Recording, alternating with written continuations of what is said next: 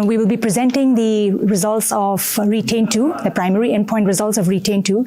RETAIN-2 is a single-arm phase 2 investigator-initiated clinical trial where patients receive neoadjuvant accelerated MVAC plus nivolumab, and following neoadjuvant therapy, patients received clinical staging, which included assessment of the bladder with cystoscopy, as well as cytology and ctDNA and CT scans.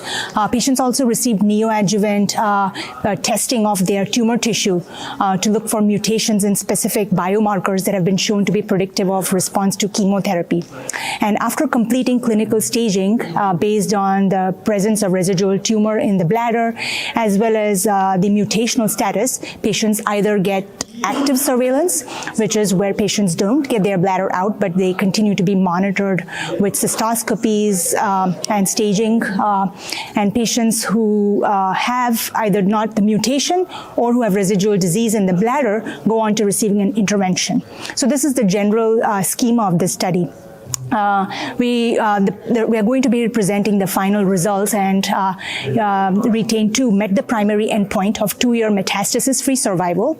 And also, this is exploratory, but in comparison to RETAIN-1, which did not include the nivolumab component, it was just neoadjuvant MVAC, we found that lesser patients had local recurrence and lesser patients had metastases compared to RETAIN-1 in RETAIN-2. And also, higher percentage of patients were able to stay metastases-free with an intact, non-irradiated bladder in RETAIN-2 as compared to RETAIN-1. So those are the main results of the study itself. We had also embedded circulating tumor DNA in RETAIN-1 and RETAIN-2, and I'll be presenting the integrated analysis. So we have a complete data set of RETAIN-1 and RETAIN-2 trial patients where ctDNA was incorporated, mainly at baseline and post-neoadjuvant therapy. And some of the main findings are, number one, ctDNA is a very powerful prognostic indicator of metastases, especially at baseline as well as in the post-neoadjuvant therapy setting. Also, ctDNA positive patients did really poorly in terms of overall survival.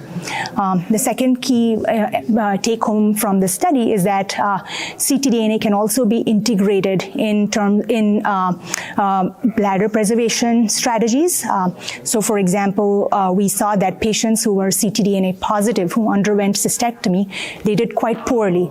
But patients who were ctDNA negative who underwent cystectomy had outcomes that were very similar to patients who were ctDNA negative and went on to active surveillance, which is a provocative question that leads us to consider possibly considering ctDNA negativity in patients who we are possibly offering active surveillance to in combination with clinical staging, of course. Additionally, we saw that patients who were ctDNA positive who underwent cystectomy had really poor outcomes, and those are patients who we may want to consider some additional therapies for, as opposed to offering them radical cystectomy as an option. And finally, one of the important findings was that ctDNA is really predicting systemic recurrence, but is not a good predictor of residual disease in the bladder or local recurrence. So among the patients who underwent cystectomy, if you look at their post-neoadjuvant therapy ctDNA status, the positive predictive value was 90%. So positive ctDNA correlates with residual disease. But the negative predictive value of ctDNA alone was just 32%. So a lot of patients who had clinical macroscopic disease that was found at the time of cystectomy were ctDNA negative. And this is a limitation to bear in mind as we design future bladder preservation trials, where we may want to incorporate definitely clinical staging in terms of endoscopic assessment, but also maybe urinary biomarkers or other biomarkers that can help us better monitor local recurrence.